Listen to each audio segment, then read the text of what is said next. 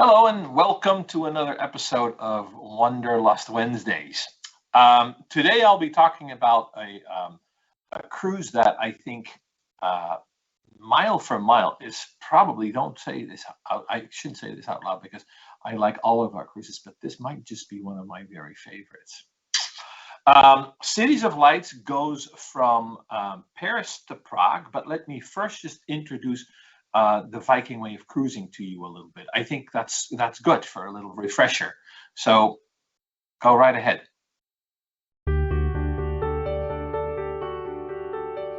When you sail with us, you can relax, unpack just once, and enjoy a remarkable journey that offers everything you need. We travel to iconic landmarks, but we also explore the unexpected. We're opening doors, going behind the facades to sample local life and experience the spirit and warmth of the people. We step inside the working world for an entirely new perspective. And with Vikings' privileged access, we're sharing some of the planet's most interesting places and fascinating people in ways others simply cannot. They take all the worry out of travel and they leave it a complete pleasure. Our ships are built with comfort in mind. They're understated, elegant floating hotels with less than 200 guests. And every stateroom has a view of the ever-changing scenery.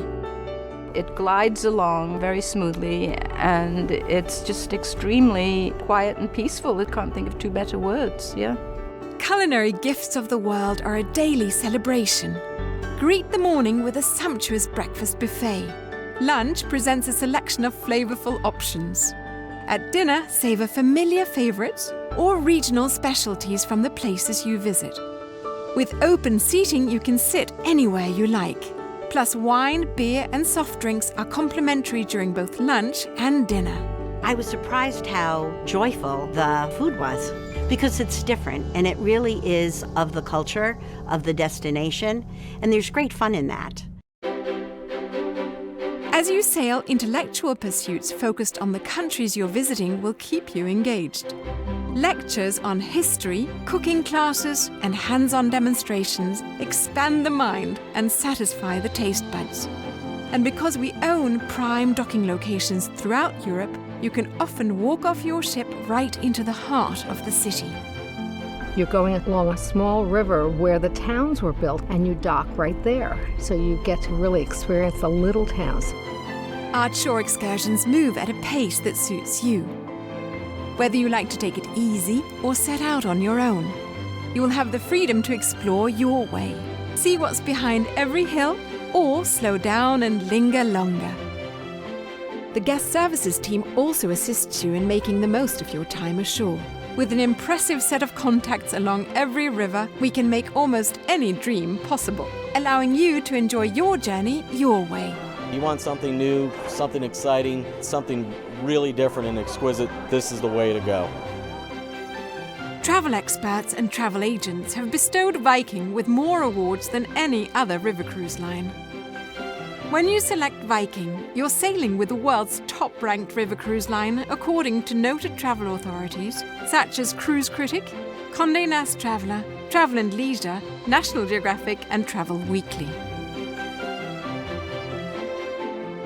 There's a reason our guests have awarded us a 99% customer satisfaction rating. So confident are we of meeting and exceeding our expectations, we're the only river cruise line to guarantee our award-winning service. Come on board and enjoy the difference while exploring the Viking way. Local life, working world, and privileged access. Viking, the world's leading river cruise line by far.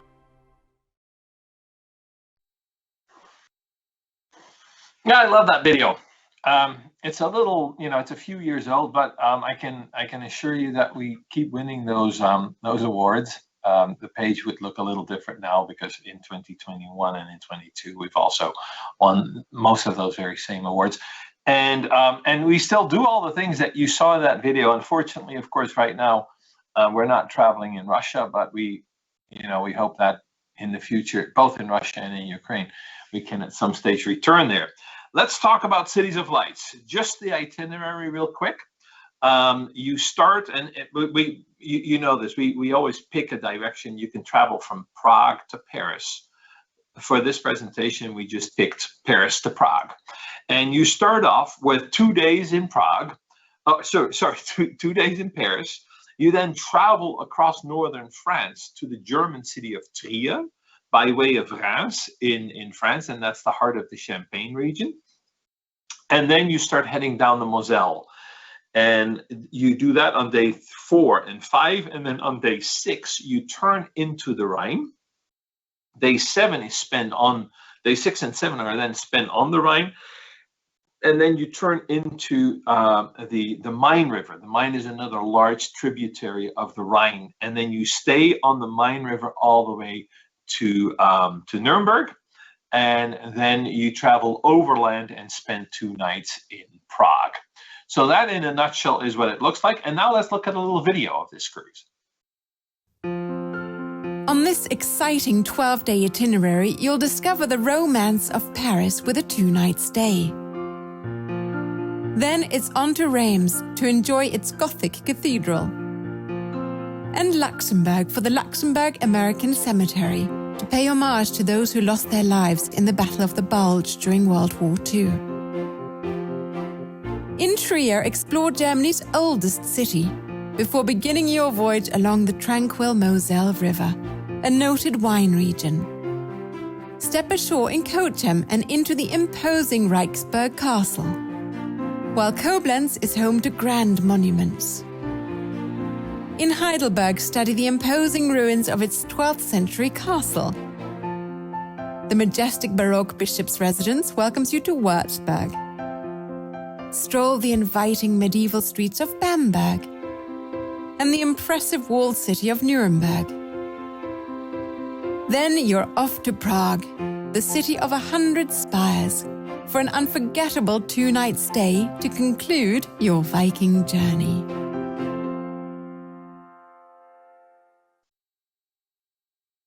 Excellent. So let's dwell a little bit on the map, not too long, but here you have it. From Paris to on the left-hand side of the image, via Reims and Trier is a little hard to see here. We cover quite a bit of distance, and that's why the cities along the Main and along the Moselle, because those rivers are very, very windy, they end up almost on top of each other. That's not how it works in real life. It's actually quite, I'm looking here at the map, Bernkastel and Cochem. They kind of on this map look like they're right across from each other. It actually takes a good 6 hours, 6 to 8 hours to travel the distance between the two. So that's it. That gives you a good overview. Next question, one of the first questions we always answer when it comes to our itineraries: when do we travel? Well, there's a time during the winter where our ships don't travel at all, and other than that, I would say it depends a little bit on what it is that you like.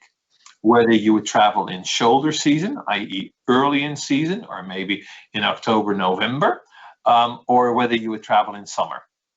If you're from Arizona or from New Mexico or southern Texas and Florida, and you think that 82 degrees is kind of chilly, then by all means, travel in July and in August. If you want it a little cooler, do so in May or in June. And if you enjoy the fall and if you enjoy wine and you want to have a little bit of a harvest feeling, be around that time, then also September, October, in some areas even up to early November. There's never really a bad time to travel. Throughout this region, you have a moderate climate, which basically means that you always bring a raincoat, a light raincoat, or an umbrella, because there's some rain that is going to fall sooner or later into your cruise. And it's never really a bad thing because it doesn't last for days. So that in a nutshell is what you can expect of the weather. And you see this beautiful longship in this slide. And we have a little video that tells you a little bit about these magnificent ships of ours. Let's have a look. The innovative Viking longships offer state-of-the-art engineering and an open, inviting ambiance. The The spacious aquavit terrace combines the comfort of a lounge with the invigorating fresh air of a terrace area. Its floor-to-ceiling windows move aside and you become one with the outdoors. When it's time to dine, enjoy our elegant restaurant, complete with panoramic windows. Stay in touch with family and friends with our complimentary on-board internet service. And relax on the sun deck with 360-degree views. Our staterooms offer many firsts, including airy 2-room suites with full verandas, and sumptuous explorer suites, the largest suites on the rivers of Europe. Join us on the Viking longships as we change the course of river cruising again.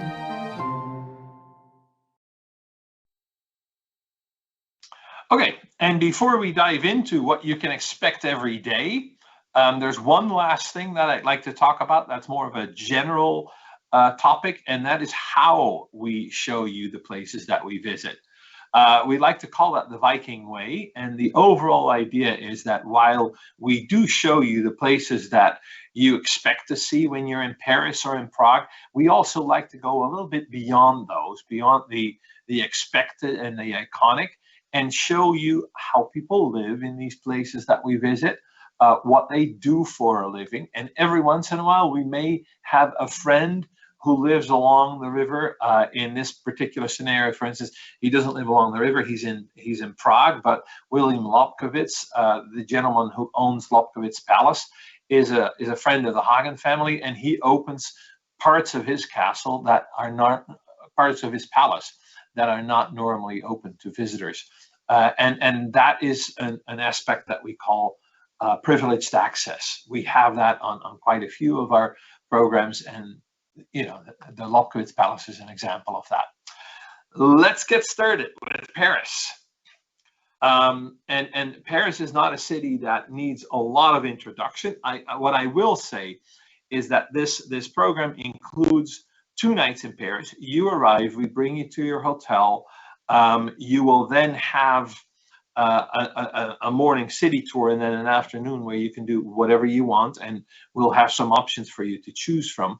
What I would say, though, that Paris is not a bad place to spend a few extra nights. And in order to do something before you start with your program, you could either book 2 nights in Paris, as is shown on this slide, on select dates, but only on select dates, because again, this is something that has come about through a relationship that the Hagen family, in this case, has with the Carnarvon family, who own Highclere Castle. On select dates, we can bring you there, and we have a program in Oxford and at Highclere Castle that is very unique. That is not something that anyone that walks up to the castle could possibly have. So again, a limited time, limited dates, but it's there if you want it. And then we dive into Paris. So I explained to you, you would have a half a day where you just get an orientation, and the rest of the day and the evening to do whatever you like in Paris. Then the day after, we take you across northern France. We stop in Reims, that is in the center of the Champagne region. And from there, we then travel, and of course, there's going to be a little bit of champagne to be had. You'll also see Reims Cathedral, and that's a magnificent church that that is on the UNESCO World Heritage List. And then you arrive in Trier, and Trier is in Germany. But before, you know, and I'm sorry, I'm getting a little ahead of myself. We'll show you a little bit of how we want you to experience Paris before we're already in Trier. Paris, the city of light, an inspired destination that has drawn travelers from all over the world for centuries. A wonderful place to start is right here on Paris's left bank, the Shakespeare & Company bookstore. The American George Whitman turned this former monastery into a literary haven that has been a favorite stop for poets, writers, and book lovers for over half a century. Of course, there's also strolling the Champs-Élysées, Paris's most famous street. And just beyond, the towering Arc de Triomphe. Be sure to give yourself ample time at the Louvre, where gallery upon gallery of priceless, beautiful art is waiting. And an absolute must is coffee in the Saint-Germain district. It's been said you can't sit here for more than half an hour without someone you know passing by. This is a city to delight all your senses. And of course, oysters and white wine must be the perfect finish to a day in Paris. Experience magical Paris for yourself with a Viking Explore More package, before or after your cruise. You'll enjoy a guided tour and a comfortable centrally located hotel, complete with a Viking host in the lobby ready to assist and make recommendations during your stay. Bienvenue! Welcome to Viking's real Paris. We can't wait to share it with you. See you soon! À tout à l'heure!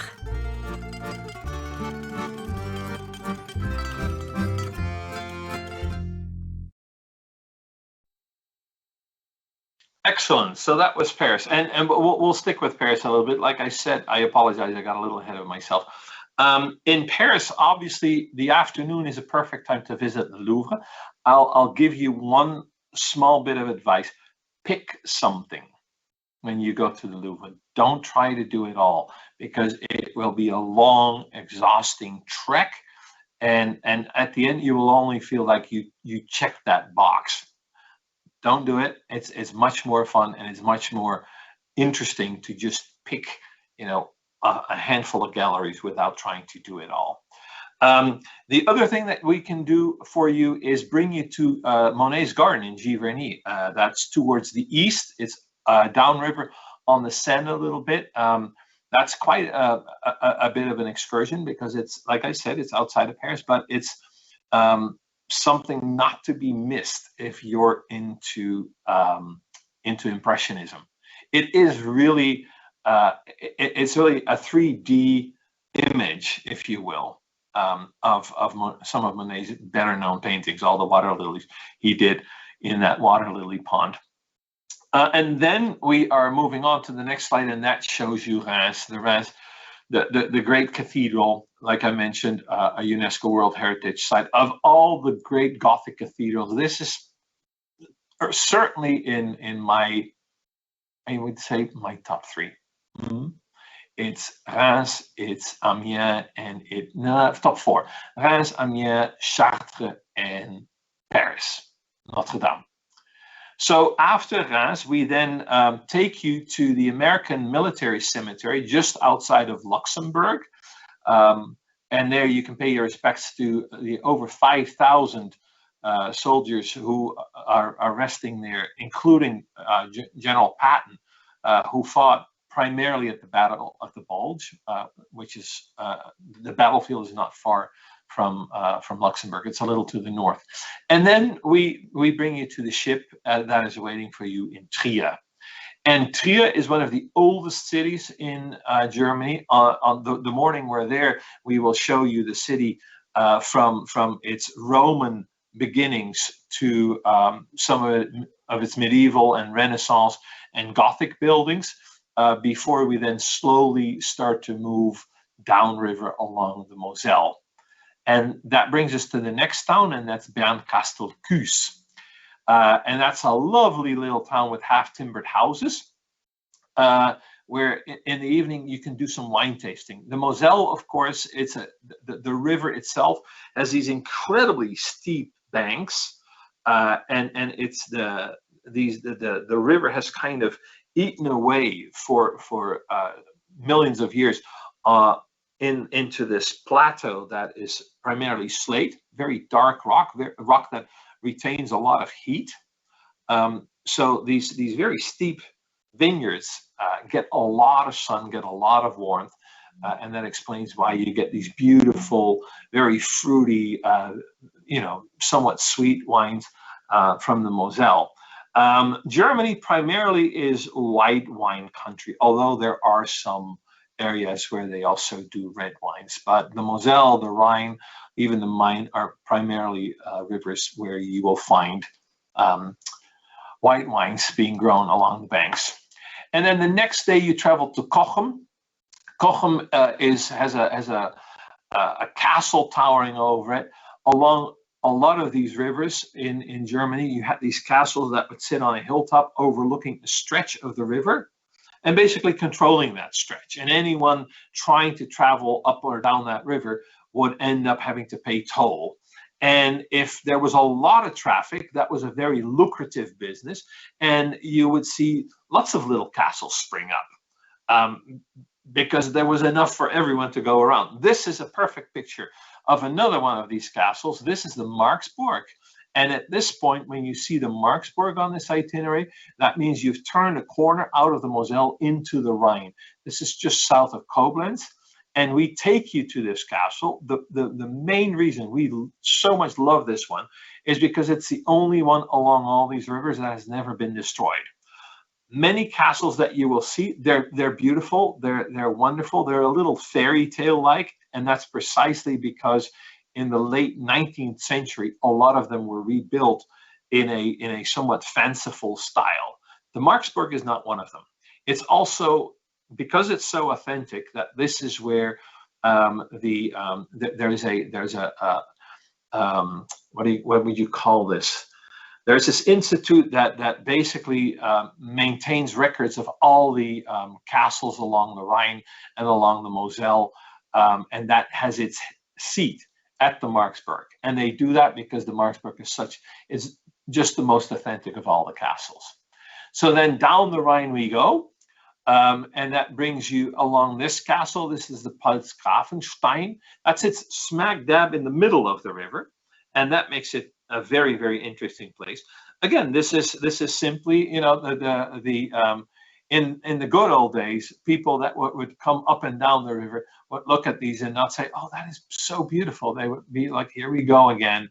You know, we're held up to pay some money again. Now, it's not like the owners of these castles had nothing to do for it. They were to maintain the depth of the river. They were to maintain the paths along the rivers, because quite often if people traveled upriver, you would have to have a horse that basically pulled your flat bottom boat upriver. And the paths along the rivers, those had to be maintained by the lords of the castles. So there was something that they had to do to be able to collect toll. And then as we go further down, or further up the Rhine in this case, we will find the city of Heidelberg. And that sits, the river that you see here is actually a little tributary of the Rhine. It's not the Rhine itself. Heidelberg is a little away from the Rhine. It's a city where, and you know, it has this beautiful, very romantic castle ruin overlooking it. The other thing that Heidelberg is very well known for is that it's one of the oldest university towns in Germany. And to kind of make you familiar with that, we offer the opportunity to have lunch with local students that can tell you about what they do while they're in Heidelberg studying. And that tends to get quite lively. It's something, you know, you will recognize the in the woes of the German students, you will recognize the woes of your children or perhaps your grandchildren as they have just gotten out from the home of their parents and now are trying to make it on their own. It's quite interesting, and it always gets very, very lively. So then after Heidelberg, we then turn into the Main River, and what you see here are two images, one of a chapel that is part of the palace that you see on the left-hand side. This is the palace of the Prince Bishop of Wurzburg. It's a UNESCO World Heritage Site because when it comes to Baroque buildings, it's really hard to find anything that is as colorful and as beautiful and as well detailed and well restored as the Prince Bishop's Palace in Wurzburg. By the way, Wurzburg is also a really important hub in the wine region along the Main. There are lots of outlets there that distribute wine from Germany all over the region. But it's also interesting, and this is always so much fun, this is not wine that you will find in a lot of places outside of Germany. So pick up one of the bottles in Wurzburg or in one of the other towns along the Main to have that. We welcome those on board. That's not something that you have to be concerned about. We will pull out the cork for you. We don't charge a corkage fee because we do really want you to try what grows right there on that hill that you're passing on the ship. From Wurzburg, you also have the opportunity to travel to Rothenburg op der Tauber. And if there's one city that was after medieval times and you know, the inevitable decay that came with it during the wars that Germany fought in the 17th and 18th and 19th and 20th century, there's hardly a town in Germany that has done such a nice job in restoring everything that was there. And gladly, it was a town that was a little off the beaten path. So it did not see a lot of destruction. It just saw some neglect. Today, it's bright, shiny, sparkly, freshly painted in the colors that it might have had during, you know, in its medieval heydays. And Rothenburg makes for a little gem. There's what you see here is a particular spot in Rothenburg called Pleunlein, which is a little square. But you will have vistas like this throughout the entire town. And that is what makes it so incredibly popular. The next town that you visit after Rothenburg and Wurzburg is Bamberg. And what you see here in this image is the city hall. It's a small little building, and it still has some offices in it, but there are, you know, the city has more modern buildings as well. It sits in the river that runs through the town. Bamberg is another city that luckily was spared, especially in the 20th century, because it was a little off the beaten path. And that means it is this treasure trove of Renaissance, Baroque, Renaissance style buildings. And the streets are just lined with them. It's a relatively small city. It has very dense layers of history, and that is what prompted UNESCO to put it on the World Heritage List.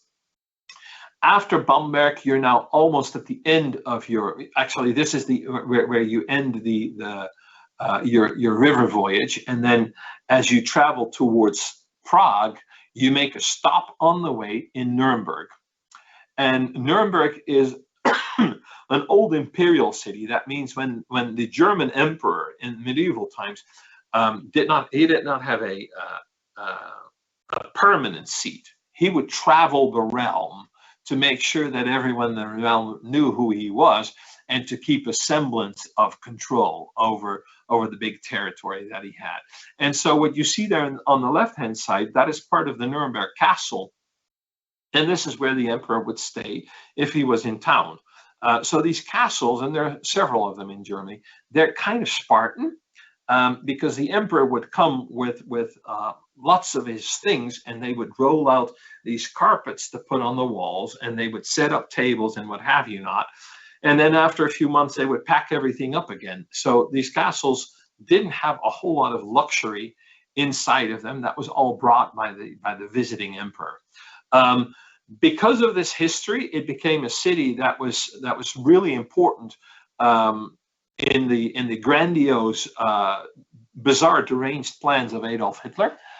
He wanted Nuremberg to be really one of the centers of the Third Reich, and so it was a city that saw a lot of rallies of the Nazi Party before, leading up to the war, and after the war, it seemed a very fitting place to hold judgment over the perpetrators of war crimes of the Nazi regime, and that's what you see on the left-hand side.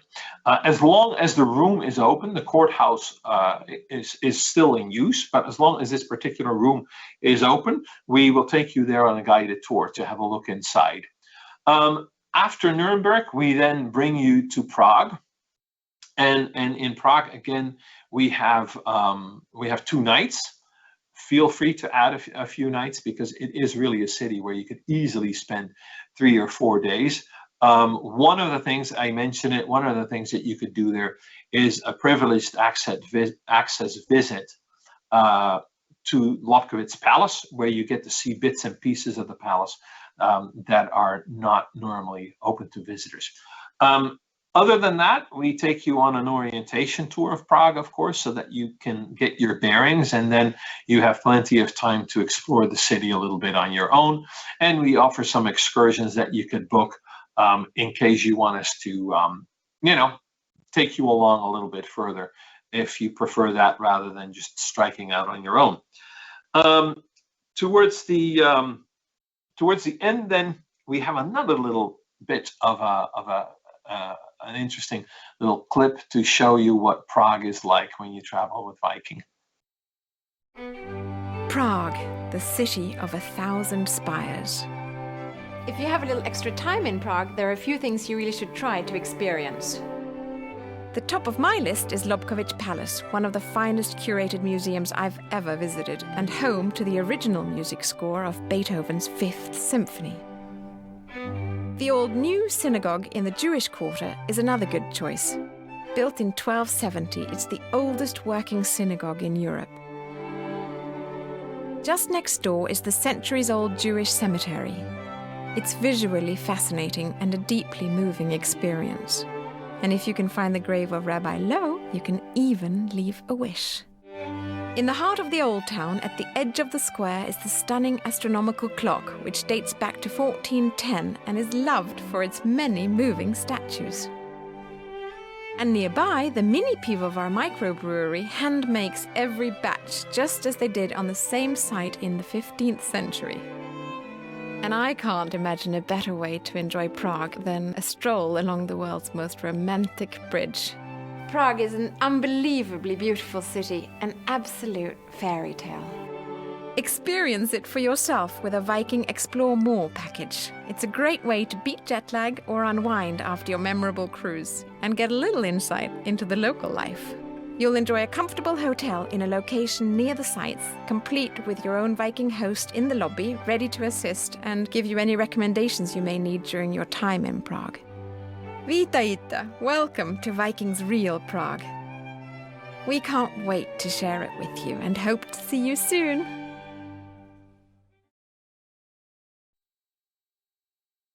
Yeah, Prague.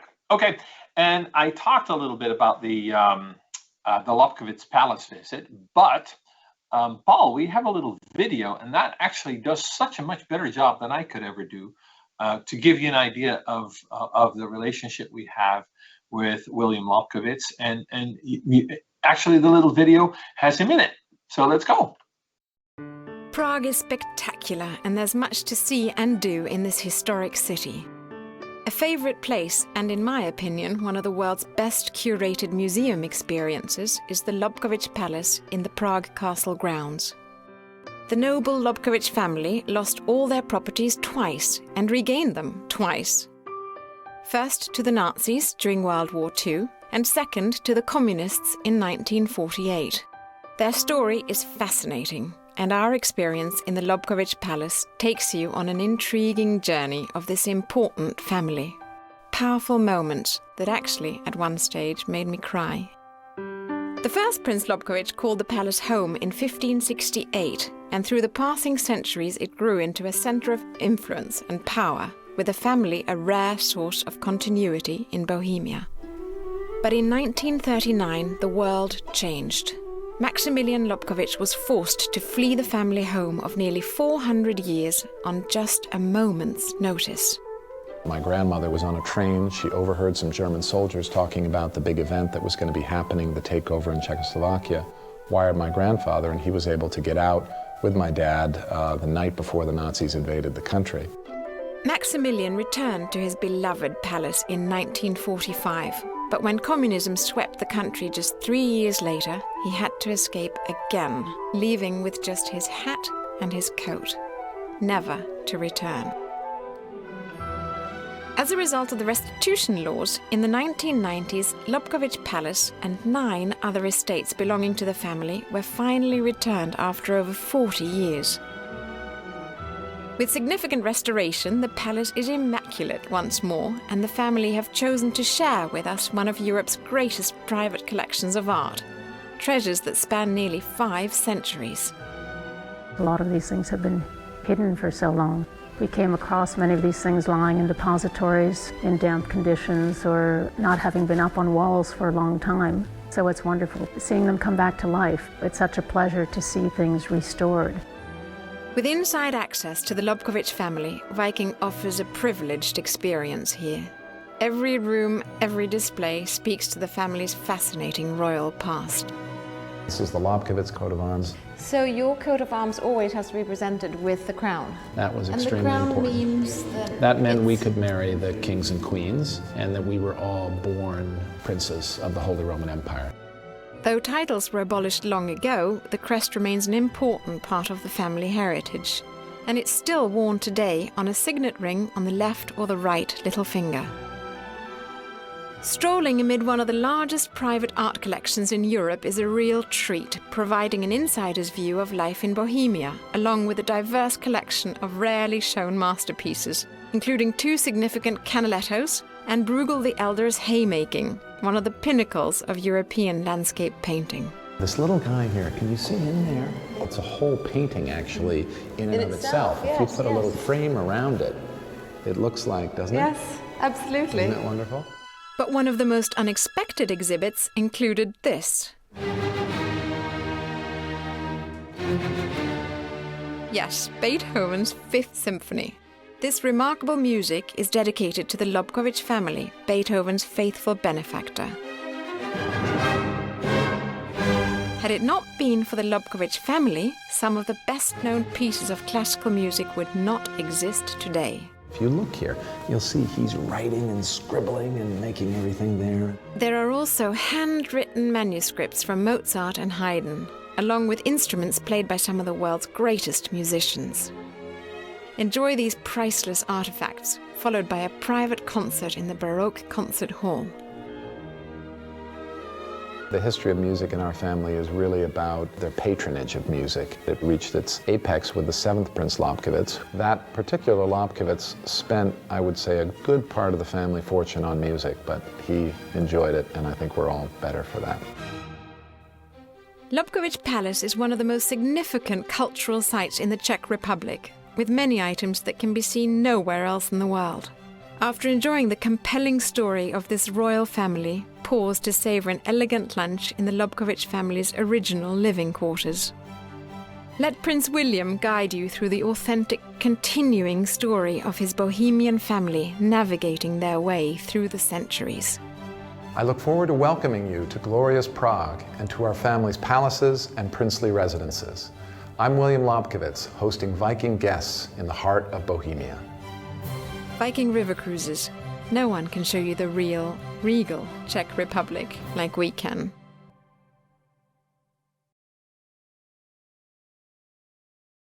Okay.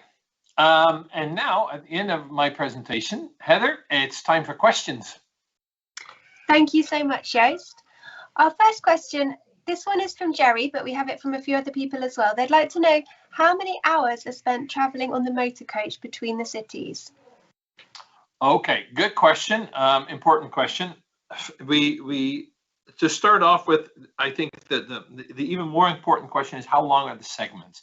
And we try to keep those not longer than 2 hours, because we kind of understand that that's just about as much time as anyone can be somewhat comfortable. So from Paris to Reims is a little under 2 hours. From Reims then on to Trier, or on to Luxembourg is again a little under 2 hours, and then from the cemetery to Trier is a good, depends a little bit on traffic, but is about anywhere from half an hour to 45 minutes. And then from Nuremberg to Prague, that is a straight 4 hours, where midway through we have a break where everyone can stretch their legs, use bathrooms, and do whatever else they need to do. That's just as you get into the Czech Republic. And actually, that stretch is getting a little shorter every time, with every year or so, because the roads between Nuremberg and Prague are improving. I think by now that stretch is probably down to about 3.5 hours. So, but again, in the middle you have a break. We try very hard to keep that manageable, and we don't put the coaches full of people, so you have a little bit of room to breathe, if you will. Perfect. Thank you, Joost. Question here from Catherine in the United States, and she says, can you describe in a bit more detail the type of hotels we will be staying in Paris and Prague? Yes, of course. So in each of the cities where we have guests staying in hotels, we know these hotels. We have a team of travelers that visits these hotels, that sit on the beds, that check the mattresses, that check the water pressure, and so on and so forth, that look at where in the city these hotels are, and how they fit with what our guests expect. That is much more important than any kind of ratings play a role in all of this.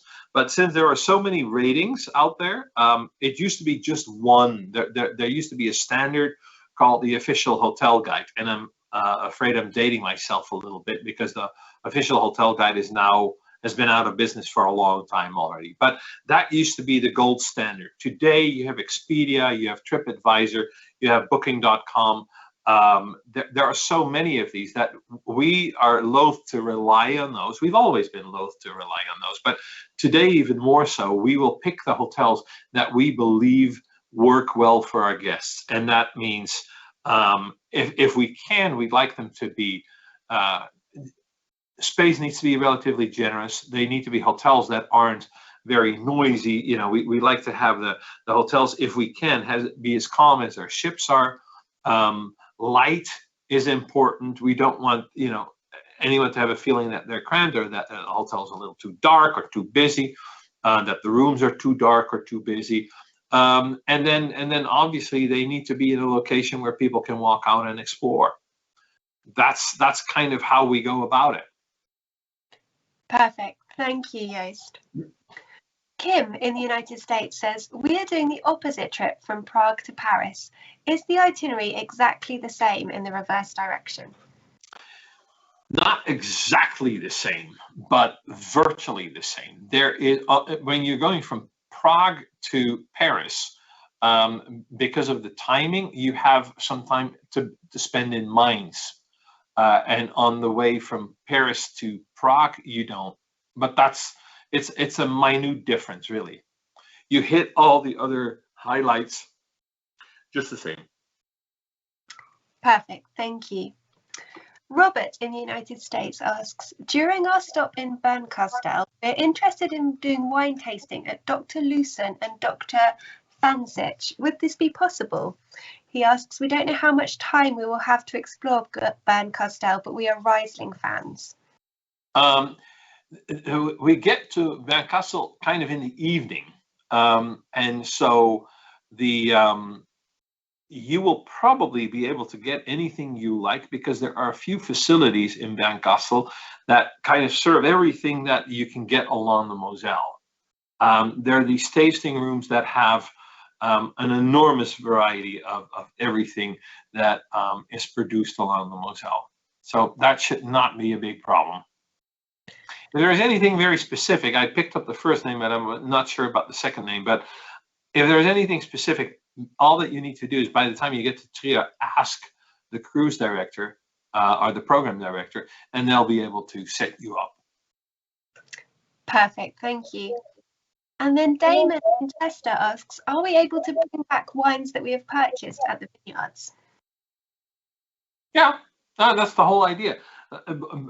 Get a bottle of wine on shore, bring it with you, drink it in the restaurant, drink it on the Aquavit Terrace, drink it on your balcony, in your stateroom, wherever you want. Yeah. It's very much part of the experience. You must buy wine. Perfect. Thank you, Joost. So Toby in Fremont in the United States asks, is there much daytime sailing included on this journey? Yes, where it's interesting, of course, we want you to just enjoy it, like the Middle Rhine. We want you to enjoy that from the sun deck. And even along the Moselle and along the Main, you'll have these stretches where you would want to sit on the Aquavit Terrace or on your balcony to enjoy the scenery. Absolutely. Absolutely.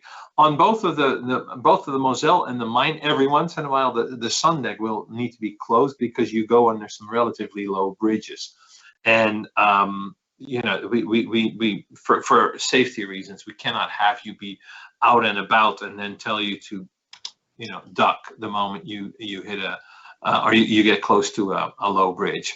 But we have the Aquavit terrace open, we have the lounge open, so yes.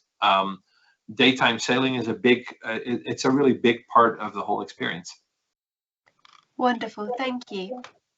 Now we have Jill in the United States, and she says we are attending this cruise in 2 weeks' time from Prague to Paris. Can you describe in a little more detail what we can expect on the panoramic Prague and panoramic Paris excursions? Yes, so those are done by coach, and then there's usually a little bit of walking involved as well. And the whole idea is to give you, as best as we can, an overview of the city. So you'll see the Carlsbad, you'll see the Castle Hill in Prague, you'll see the main square with the astronomical clock. That's where you have to get off and walk a little bit. You will see the towers in the old part of the city on the and it's on the tip of my tongue, but I can't think of it. The Powder Tower. So you'll get the highlights, and then the whole idea is that in the afternoon you can either strike out on your own because now you have your bearings, or if there's anything that you want to explore a little bit more in detail, then we would likely have the excursion for you.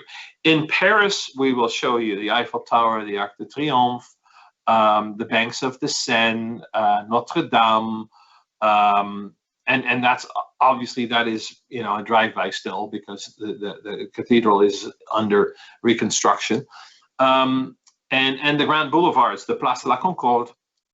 You will be able to peek into the Tuileries, my favorite place in all of Paris. So yeah, again, it gives you an overview of the best things that Paris has to offer. And then I encourage you to, you know, once you've done that, to explore more. In Paris, if you're not really a big fan of walking around a lot, and I do think that walking in Paris is the best way to see as much as you possibly can, even though it goes a little slower. If you're not a big walker, what you can also do is get on one of the boats along the Seine. Find the smallest boat you see, because the bigger boats tend to have way too many people on them and they get very noisy. And do it around, you know, maybe you finagle your dinner a little bit around it. Do it in the early evening. Maybe you can also do it late in the evening, but be mindful of the fact that the experience can be absolutely great. And this is not tied to any particular season. It has everything to do with the daily rhythms and whether there are lots of school groups in town or not. Keep a little bit of an eye to find a small boat with not too many people on it, and then do a Seine cruise. They're spectacular. And they're the best way to see a lot of Paris without having to walk. But if you can walk. Wonderful. Thank you, Joost. We've got Bill in Kirkwood in the United States, and he said, we're doing the pre-trip in Paris ahead of this cruise. Is there any Viking tours or other tours that we could arrange to take us to Normandy? That's quite a stretch. You would have to, that is probably something that you can book in hotels. We will not offer that to you simply because we have a Seine cruise, and that includes it. And we really believe that you need a little bit of time, and that's hard to do from Paris. You could, but you'll spend a good 14 hours or so doing it. And that's a lot of time in the coach, and that is limited time on each of the beaches. It's something that we're, you know, part of what you have with us when you book an extension is we have hosts that know the city, that know the surroundings, that know our guests, and that can help you book whatever it is that you want to do. So you can shape your own time in Paris, and they're not going to, you know, they're going to help you, even if we might think that, you know, there are other things that you could do and you should maybe do Normandy on another cruise. But if that's what you want to do, we will help you do it. But that one is not one that we would sell. Perfect. Thank you, Joost. Michelle in Calabash in the United States says, will we have time for lunch in Luxembourg on the Paris to Prague trip? It's a little late in the day. That's because we also spend time in Reims. So the lunch tends to be, kind of a, excuse me, it's a little bit on the go lunch. Thank you. No, it's not bad, but it just doesn't happen it's not in Luxembourg itself. Okay. Vanessa in Rockville in the United States asks, could you describe the Marksburg Castle tour and tell us how physically demanding that tour is? Yes. There is a bus that brings you about 2/3 up the hill. And after that, and maybe you saw that in the image, there's quite a bit of climbing to get into the castle. You need to be physically fit to do this. This is not something, if you are walking with a big cane, or if you are walking with a walker, I wouldn't do it. And we have alternatives. We can also take you to the fortress that overlooks the confluence of the Moselle with the Rhine. That's the fortress of Ehrenbreitstein. But the Marksburg is a little hard if you're not physically fit, because it's a bit of a climb to get there. And then also in the castle itself, it wasn't built for visitors. You have these little corridors and these passageways where the whole idea is that you would want an intruder to bow their heads because it's kind of low, and then you go through the passageway, and as you bow your head, if you're not wanted there, you can get whacked upside the head. So it's one that you can do, but you need to be kind of fit. Thank you. That's very helpful. Next question here from John in Lexington in the United States, and he says, does this itinerary include the opportunity to visit any Martin Luther sites? Let's see. No, not really. No, for that you would need to be on the Elbe. So the closest you get is in Mannheim, where we take you to Heidelberg, and it's not that, Worms is not that far from Mannheim, and that's a very important Martin Luther site, but it's not one that we, on that day, it's not one that we picked to take you there. So no, and there's not a lot of Martin Luther on this itinerary. Perfect, thank you. Now we have Warren in the United States, and he asks, will Viking be able to help booking tickets for attractions such as the Louvre and the Eiffel Tower, where it can be hard to book on the afternoon? Yes, but if you, and that's also something that you can do as soon as you arrive, but you can also book these tickets on your own online. Most of these places have online websites that are in English, and it's just as easy. And as operators, yes, we have a presence in Paris, but we don't have a presence big enough for the Louvre to say, oh well, you're a very special Viking. We will give you particular privileges. We have none. We can certainly help you. But if you're dexterous on the web, you might want to do it earlier. What I will also tell you is that if you have 2 extra nights in Paris, it's absolutely worth looking into a Paris pass. That is a pass, and they're not inexpensive, but they don't just get you access to places like the Musée d'Orsay with all the Impressionist art, a whole host of museums, a number of other attractions. The Musée Rodin is part of it, and the Conciergerie is part of it. So it also gets you public transportation, The beautiful thing is not so much that it gets you access to all these places, but there is a special counter at the museums for people that have this pass. So it saves you time. If your idea of going to Paris is, I'm going to see as much as I can, and I don't care if I'm a little exhausted at the end of my stay there, then get the Paris pass, because that helps you kind of make the most of your time, and you keep going. Thank you, guys. That's really helpful. Question here from Lisa. She's in Meridian in the United States, and she asks, does Viking offer a tour to celebrate Oktoberfest? Well, for Oktoberfest, you really need to go to Munich, and you need to do that in September, because, as you can imagine, Oktoberfest actually takes place in September. True story. So let me answer the question in a different way. You'll have plenty of time to try sausages and have beer from really big beer steins. The Oktoberfest itself, it's just something that happens once a year in the city of Munich. We're not taking you there, and frankly, it's something that looks a lot better as a fantasy than it does as reality, because it is a place where people with a lot of training in drinking copious amounts of beer start very early in the morning. It gets very, very packed.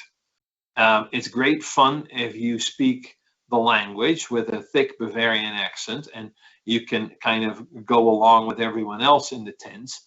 But to walk around there as a visitor that maybe doesn't speak the language all that much, it can actually be kind of bewildering a little bit. Sounds better on paper than it is in reality, honestly. Thank you, Joost. Question here from Chuck. He's in the Woodlands in the United States, and he asks, what are your recommendations for gratuities for local guides, restaurant staff, and if we dine out on our own? And he asks, is cash in euros okay throughout this trip? Cash in euros is okay throughout this trip, yes. That is unproblematic. For a local guide, it's 2-3 euros. In restaurants, you round things up. There's no hard and fast rule that you tip 15 or 20% or so. You just round things up. You leave a handful of euros, and that's it. That's all that people really expect. And cash euros is fine. Dollars is not so great, because when you're in the middle of Germany, you literally have to kind of go to a bank and get it exchanged, or wait until you go to the US yourself. Perfect. Thank you, Joost.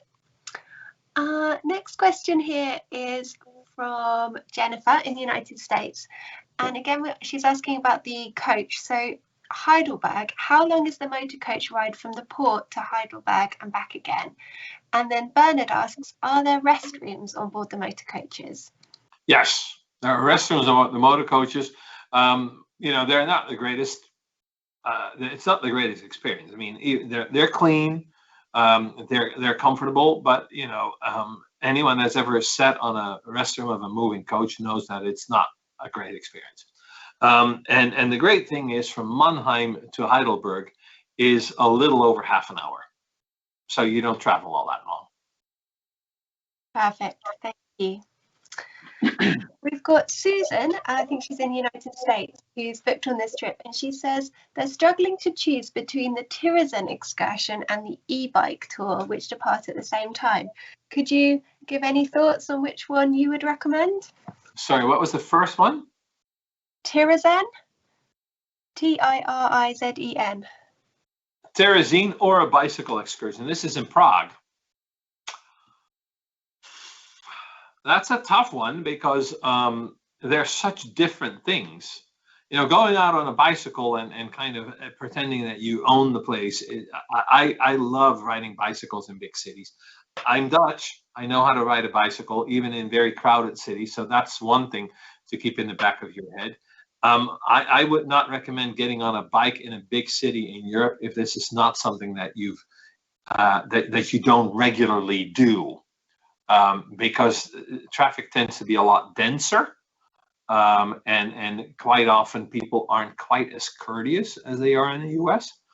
So that's one thing to keep in mind for the bicycle. And Terrazine is a former concentration camp. It's a very interesting but very sobering experience. So the two of them are really hard for me to kind of, compare and say, well, I would do this or I would do that.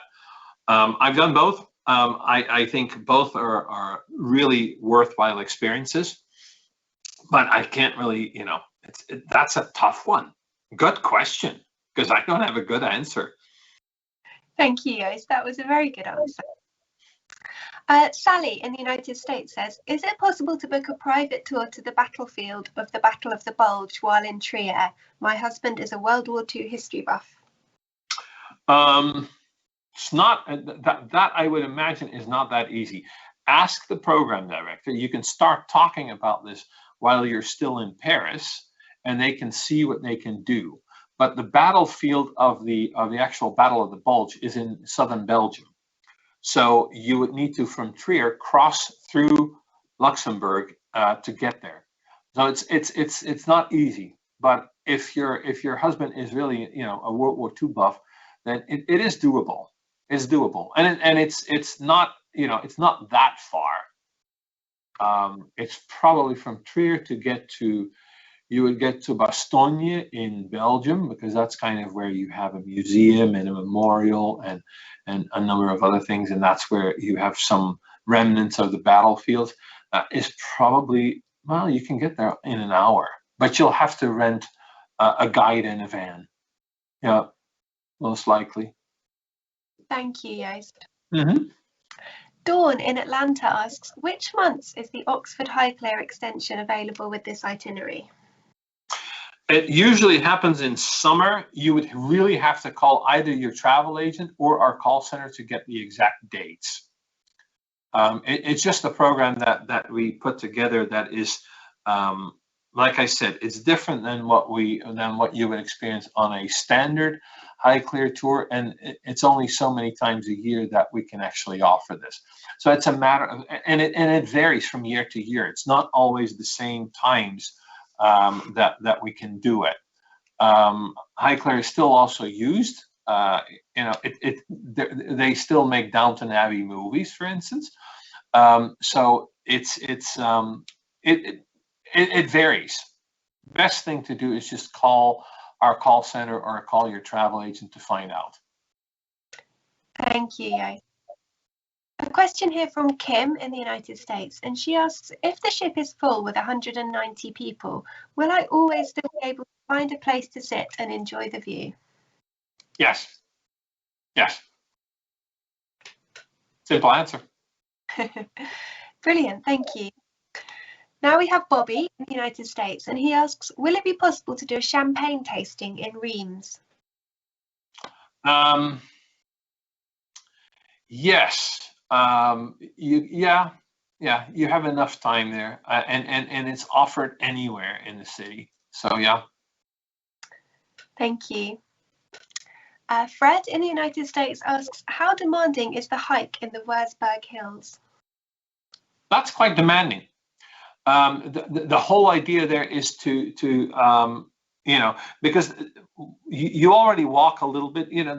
That day is not even the palace itself, the Prince Bishop's Palace. It's quite large, so you need to do quite a bit of walking there, and in order to really get the whole idea, you need to walk up these incredible stairs with a ceiling fresco. And the Wurzburg Hills, that was really designed with people in mind that want to really go for it, walk into the hills. Yeah. Thank you. Kathleen, United States asks, if we book a room with a balcony, are we able to bring food to the balcony and eat our meals there? Yes. Yeah. Perfect. Thank you. No room service though. You'll have to do that part. On the river ships, we can't offer room service. We just don't. We're not set up for it. But if you want, by all means. Thank you. Jerry in Atlanta says, is there an opportunity to make pretzels on any of the excursions? She thinks she saw this in a video that we showed a few years ago. Oh gosh, let me think. Not sure. Not sure that you can make them yourself on this itinerary. Let me think. Don't believe so. No. I vaguely remember what this was about, but I don't think we still do that. And if we still do it, I think it's further south that we do this. Sorry. No problem. Can't help you there. And just a general question here from Joe in Chicago, who asks, do you need to sign up for excursions in advance? You can. What we find is that our guests are planners, and they want to get these things out of the way. And so as soon as we have these things available, as soon as we have these experiences available, we'll put them online. We'll let you know, and you can start booking them. The great thing about the river, and if you travel with us on ocean, you know that the ships are larger. Some of the experiences are kind of intimate and small, and there's only so much space that we have. On the rivers, the ships are a lot smaller. The infrastructure has grown up, with these river ships, and so most of the experiences we offer are not so exclusive that if you're booking a little later, that you can't get them anymore. So I would encourage you to do it earlier. I think that's what most people do, just because they enjoy doing it that way. But you don't need to worry that you have to do it very, very early on, or else. That doesn't really happen. Wonderful. Thank you, Joost. And then just to wrap up this evening, we'll finish with a question from Jenny in the United States. And she just asks, what would you recommend as the best month to go on this trip? September. Just because, the September, early October, because then all along the river, you have these vineyards, and the trees in Germany, the fall foliage in Germany is not comparable to what you will find in New England, but you do have these the vines that change color. The leaves turn red, and that's quite spectacular. And I say September, but really that's more like early October. It takes a little longer for those to go and begin to color to turn. So that's what I would do. I think bring a sweater at that time of year. It gets a little nippy, especially in the evenings. Wonderful. Thank you so much. I think that's all the questions we've got time for tonight. Thank you. Thanks for watching. And I'm sure we'll see you again at another episode of Wanderlust Wednesday in the future.